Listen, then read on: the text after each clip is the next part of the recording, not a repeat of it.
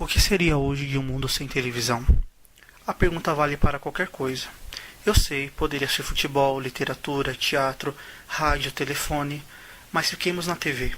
As pavorosas imagens ao vivo do 11 de setembro de 2001, em que víamos o que parecia ser ficção, não podem ser suprimidas.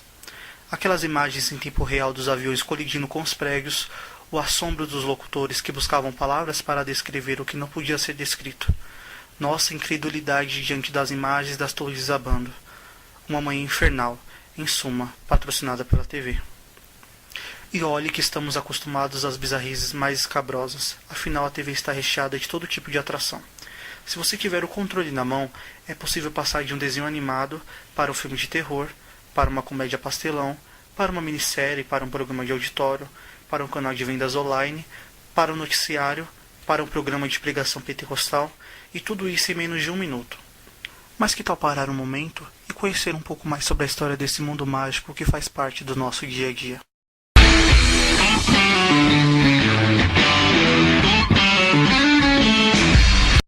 O empresário e jornalista Assis Chateaubriand tinha a intenção de aumentar seu conglomerado de mídia e, para isso, resolveu trazer a televisão para o Brasil.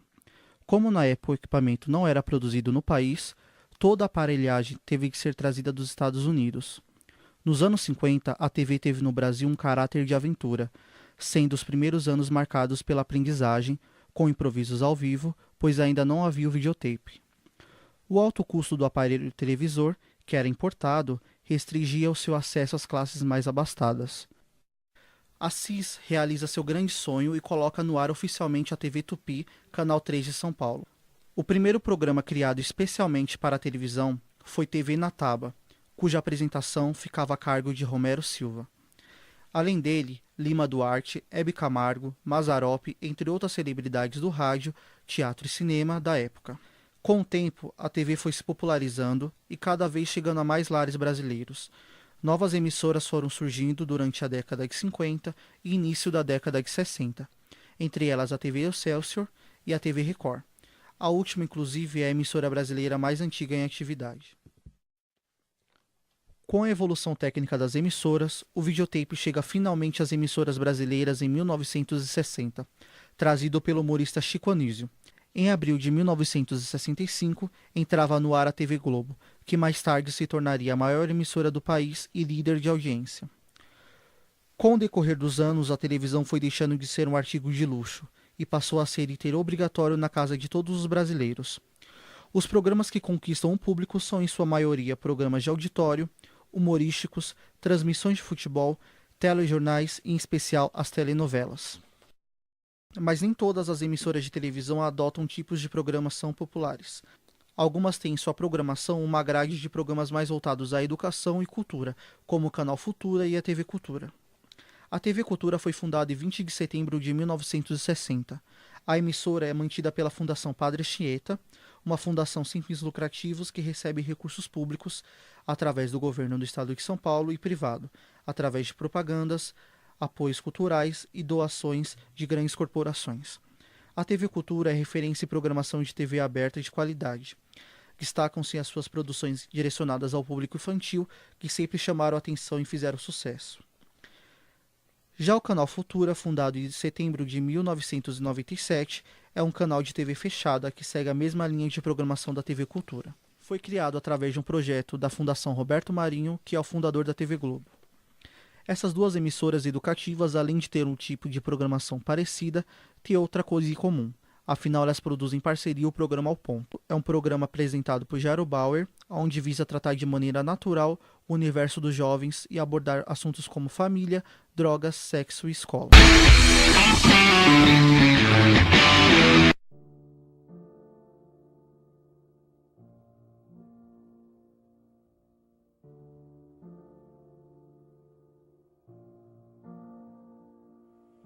Meu nome? Eu não sei. Ele se perdeu num túnel do qual não se vê a luz do fim. Mas não se preocupe.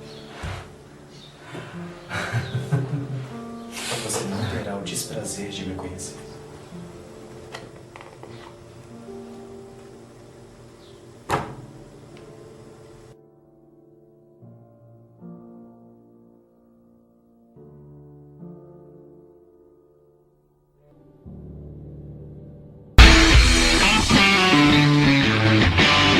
E agora você vai conferir uma entrevista exclusiva com ele, Jairo Bauer, apresentador do Ao Ponto.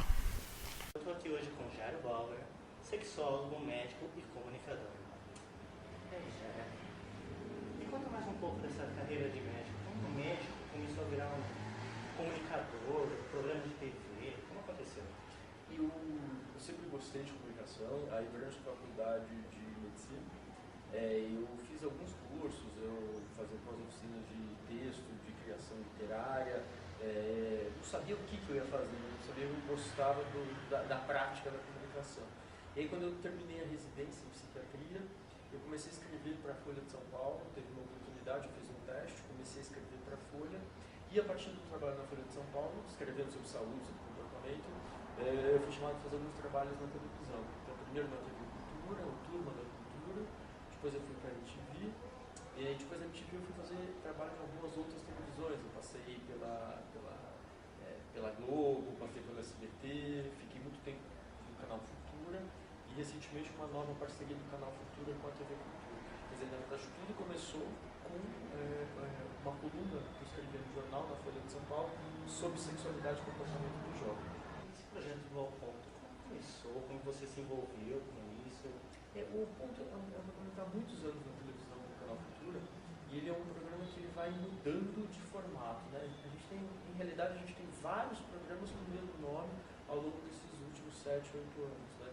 Ele começou com um programete curtinho, depois ele passou a ser um programa um pouco maior, basicamente eu falava, eu respondia dúvidas, depois ele foi ganhando um formato de um auditório pequenininho, uma plateia bem restrita, depois ele ganhou ele foi ao vivo durante um período de tempo, e depois ele ganhou nesse formato maior, de auditório grande, que foi essa última fase dele gravada na TV Cultura, em parceria com o Canal Futura, que são temas amplos de discussão de comportamento jovem, muito jovem, com banda, com música, de um programa de auditório focado em comportamento. Então, Jairo, trabalhando na TV, a gente sabe que é um meio que muda muito. Sempre tem aquela coisa de um meio vai substituir o outro, né? O rádio vai substituir a TV, substitui o rádio substitui o jornal, a internet substitui tudo. Como você está dentro desse meio, como que você vê essa situação?